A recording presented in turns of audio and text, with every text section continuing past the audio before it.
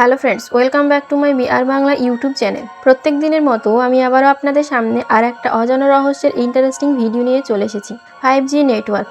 আপনি কি 5G network ব্যবহার করছেন? 5G নেটওয়ার্ক শরীরের জন্য কতটা ক্ষতিকারক, কি বলছেন বিজ্ঞানীরা? 5G নেটওয়ার্ক পরিষেবার সুবিধা অনেক শুনেছেন, কিন্তু 5G নেটওয়ার্কের খারাপ দিক এখনও জানেন না। ভারতের বড় বড় শহরগুলিতে 5G নেটওয়ার্ক পরিষেবা চালু হয়েছে। ভারত ছাড়াও বিভিন্ন দেশে 5G নেটওয়ার্ক চালু হয়েছে, কিন্তু আপনার মাথায় একটা প্রশ্ন জাগতেই পারে যে সর্বপ্রথম কোন দেশে 5G নেটওয়ার্ক চালু হয়েছে।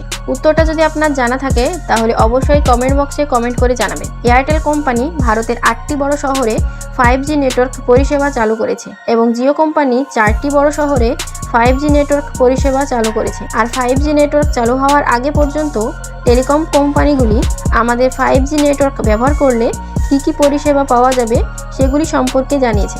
5G পরিষেবা ব্যবহারের ফলে আমাদের কী কী লাভ হতে চলেছে এই প্রশ্নের উত্তর কম বেশি সবাই জানেন, কিন্তু যে জিনিসের লাভ থাকে তার ক্ষতিও থাকে। কোনো কোম্পানি 5G নেটওয়ার্ক ব্যবহারের ক্ষতি সম্পর্কে গ্রাহকদের জানাচ্ছে না। তাই আজ আমি আপনাদের সামনে এই ভিডিওর মাধ্যমে দেখাবো 5G নেটওয়ার্ক ব্যবহার করলে কী কী ক্ষতিকর সমস্যার সম্মুখীন হতে হবে আমাদের। তো ভিউয়ার্স, ভিডিওটি শুরু করার আগে অবশ্যই ভিডিওটিতে একটি লাইক করবেন এবং আমার চ্যানেলে নতুন হয়ে থাকলে অবশ্যই সাবস্ক্রাইব করবেন। 5G নেটওয়ার্ক ব্যবহারে কী কী ক্ষতি হতে পারে।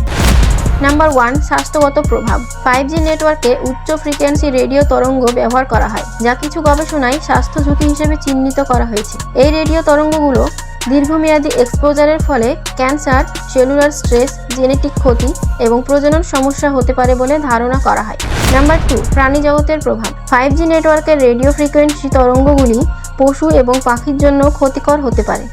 বিশেষ করে মৌমাছি এবং পাখিরা রেডিও তরঙ্গের প্রতি সংবেদনশীল, যা তাদের প্রজনন, খাদ্য সংগ্রহ এবং মাইগ্রেশনের ওপর প্রভাব ফেলতে পারে। নাম্বার 3, পরিবেশগত প্রভাব।